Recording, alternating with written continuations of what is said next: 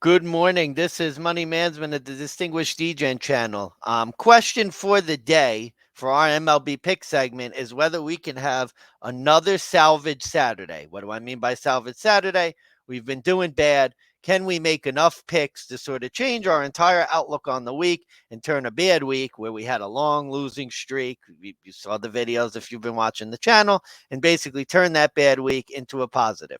So, thought I'd do something a little different this time because it's Saturday. I have 7 picks rather than just rushing through them. Wanted to have a longer video to sort of discuss why I made the picks that I did. So without further ado, get right into it.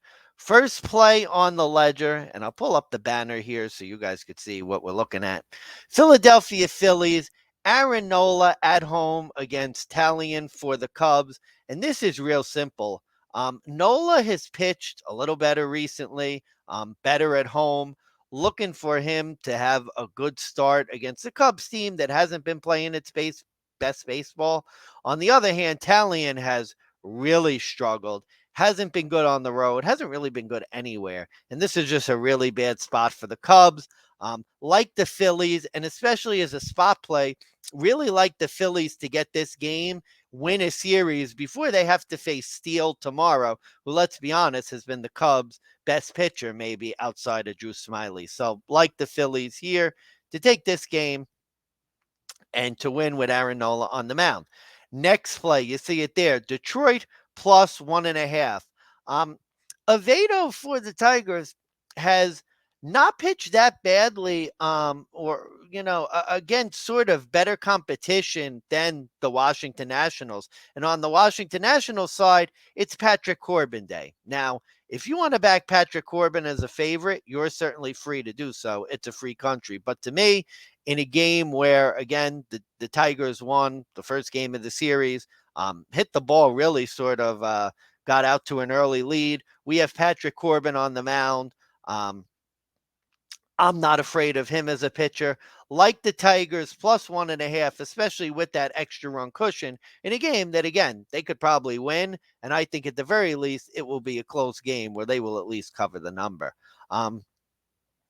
Moving right along, let's go to Pittsburgh, and we're going with Keller today against Brandon Pfaadt. So this is a really interesting series because you would have thought Zach Gallen gets the Diamondbacks off to an early series win. Well, that wasn't the case yesterday, as Zach Gallen got abused by the Pittsburgh Pirates, who, after it's weird, they had a really great start. They went downhill really fast. Now maybe they're playing a little better baseball. And this seems, again, similar to the Philly series, the logical place for the Pirates to win and take the series, because when you look at it, Keller's been their ace. He's been their best pitcher. He's been good at home. Brandon Pfaadt has had a tough start to his season. He did have a good start last time out, but that was at home.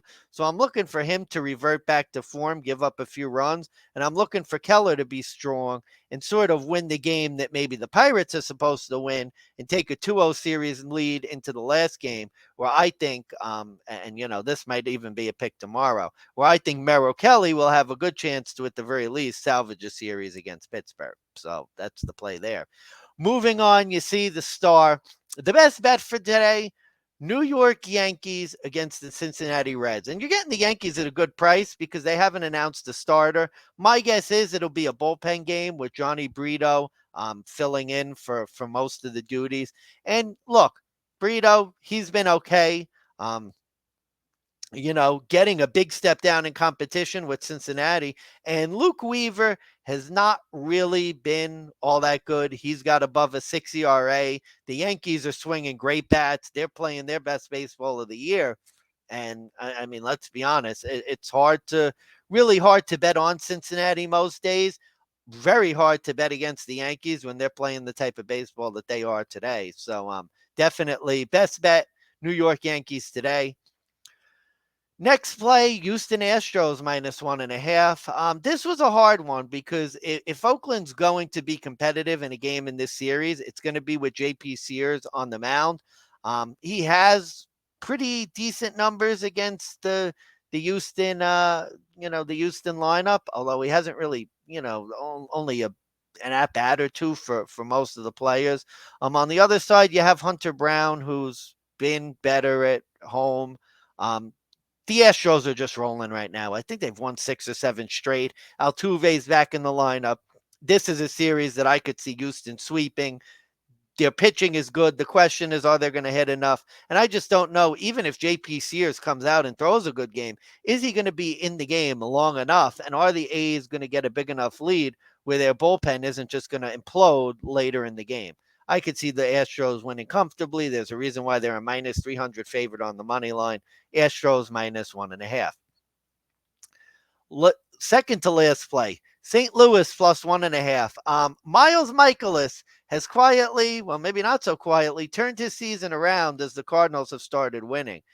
He's pitched well in his last few starts. Now, this is a bit of a dangerous play. Michaelis has not pitched well at home, but he does have good numbers against the Dodgers. If you look at the Dodgers lineup and their numbers against him, think they're hitting below 250 career wise. So Michaelis has a little bit of an advantage there. And on the other hand, Noah Syndergaard, who last year was a better pitcher at home, has pitched mostly at home this year. He goes against St. Louis for the second time this year. Now, he actually won the first game he pitched against them. But if you look at the underlying numbers, he gives up 3 runs in 5 innings, but he also gives up 320 average against in that game. And if you look at a lot of the St. Louis Cardinals numbers, they have pretty decent numbers against Noah Syndergaard. I think he was lucky to get a win last time out. I think the Cardinals are playing better. Now's the time to back them.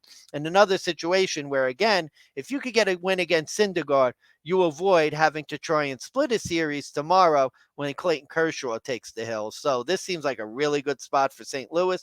And they're giving me a 1.5 cushion. Yeah, I'll take that with Miles Michaelis, who's turned his season around. And then finally, last play, 2 days in a row, Los Angeles Angels. Patrick Sandoval on the hill for the Angels. Another one where he's had good stats against the Twinkies. So that always is a benefit. Hasn't been as good at home as he is on the road, but he has pitched to a 3.32 ERA. So, he's been one of the Angels' better pitchers besides Shohei Ohtani, or probably the thing to say would be their best pitcher who's not named Shohei Ohtani. And on the other hand, for the Twins, got a guy starting. Hold on one second. Let me just get this guy's name correct here. Louis Varland for the Twins. He's pitched okay. One of those situations where, again, potentially due for a bad start. I think he had a couple decent starts at home against inferior competition. Now he's going to Los Angeles to face a team that, can swing the bats and, does have the ability to hit the baseball. So close play. I like where the line is minus 125 because I think that's a great price for this game. And I would just give the edge to Sandoval over Varland at home, considering, considering the way that Sandoval's been pitching. So to recap, you see the banner below. Those are my picks for Salvage Saturday today. Looking to get in a good last day of the week and strong. And again, if we have a good enough week, potentially to get out of, a losing spot. So that's the hope. Thank you so much, DJants. I'll end with this. We're at 100 subscribers, and the next time Big Bucks and I get together, and we're going to start having more videos together in the near future. Going to talk about the 100 subscribers. Thank you so much for everyone who subscribed, who's checked out the channel. Really appreciate it. Hope you enjoyed this picks video. Hope it was informative to you.